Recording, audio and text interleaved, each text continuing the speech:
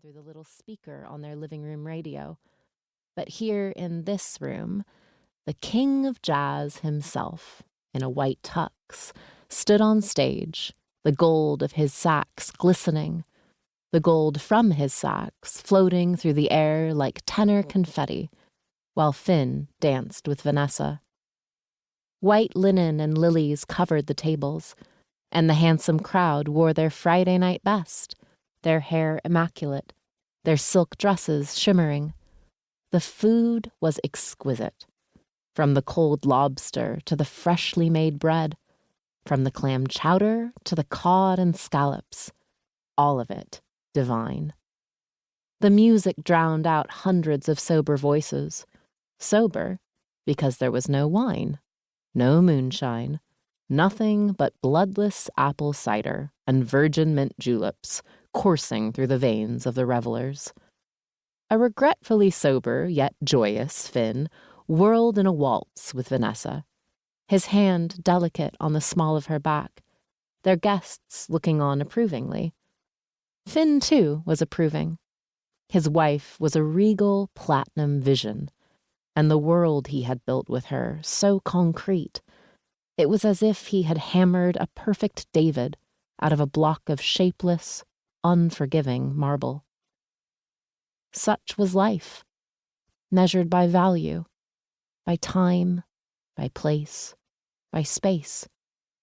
It pressed upon them from all sides, and though Finn and Isabelle did not yet know it, feasting sumptuously in their corners of the vast world and spinning to the sax fandango and the fiddle, they were already at the precipice. Book 1. The Sword of Damocles. Part 1. The Vanished. Conceal me what I am, and be my aid, for such disguise as haply shall become the form of my intent. William Shakespeare, Twelfth Night, Act 1, Scene 2.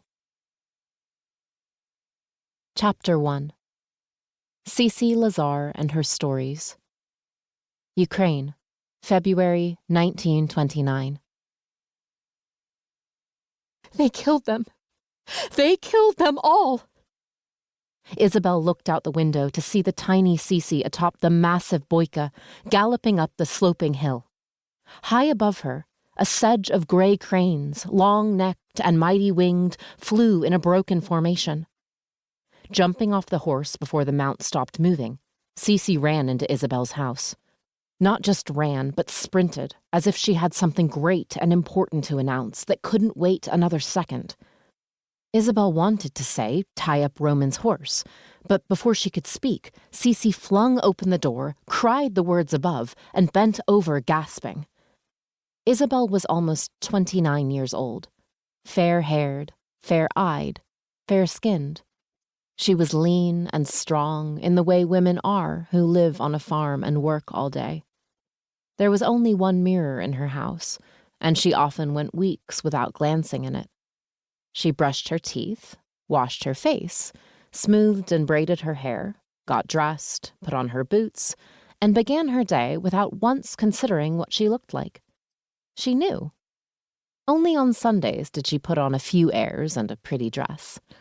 Sometimes she left her hair down. In the summer, put flowers in it. But often she didn't catch a glimpse of herself, even on Sundays.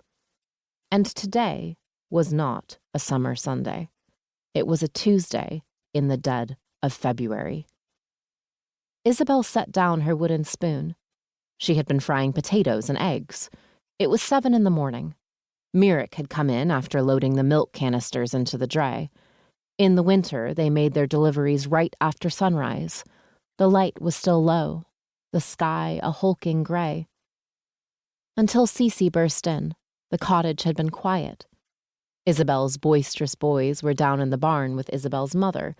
Talk about the blind leading the blind. Oksana was a good teacher, engaging and level-headed, but a terrible dairy farmer. However, Isabelle's children weren't allowed in the stables with Roman anymore, not after he allowed the boys.